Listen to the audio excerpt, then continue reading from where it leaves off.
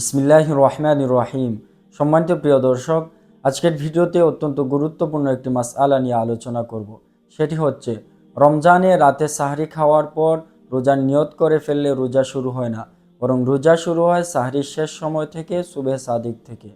উদাহরণস্বরূপ, কোনো ব্যক্তি যদি রাত ৩টার সময় সাহরি খায়, এরপর রোজার নিয়ত করে, তখন রাত ৩টা থেকে তার রোজা শুরু হবে না, বরং তার রোজা শুরু হবে সাহরির শেষ সময় থেকে, সুবহে সাদিক থেকে। এখানে অনেক মানুষ একটা ভুল করে থাকেন, সেটা হচ্ছে অনেকে মনে করেন সাহরি খাওয়ার পর রোজার নিয়ত করে ফেললে রোজা শুরু হয়ে যায়, এরপর যদি কোনো খাবার গ্রহণ করার প্রয়োজন পড়ে তাহলে ওই খাবার গ্রহণ করা যাবে না। অথচ এটা সম্পূর্ণ ভুল ধারণা, কারণ নিয়ত করে ফেলার ধারাই রোজা শুরু হয় না, বরং রোজা শুরু হয় সাহরির শেষ সময় থেকে। অতএব রোজার নিয়ত করে ফেলার পরও যদি আপনার কোনো খাবার গ্রহণ করার প্রয়োজন পড়ে, তাহলে সাহরির সময়ের ভিতরে অবশ্যই আপনি সে খাবার গ্রহণ করতে পারবেন।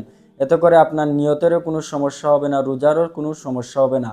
কারণ নিয়ত করে ফেলার ধারাই রোজা শুরু হয়নি, বরং সাহরির শেষ সময় থেকে মূলত আপনার রোজা শুরু হবে।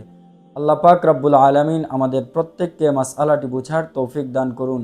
আজকের মতো এ পর্যন্ত। ভালো থাকুন। আসসালামু আলাইকুম ওয়া রাহমাতুল্লাহ।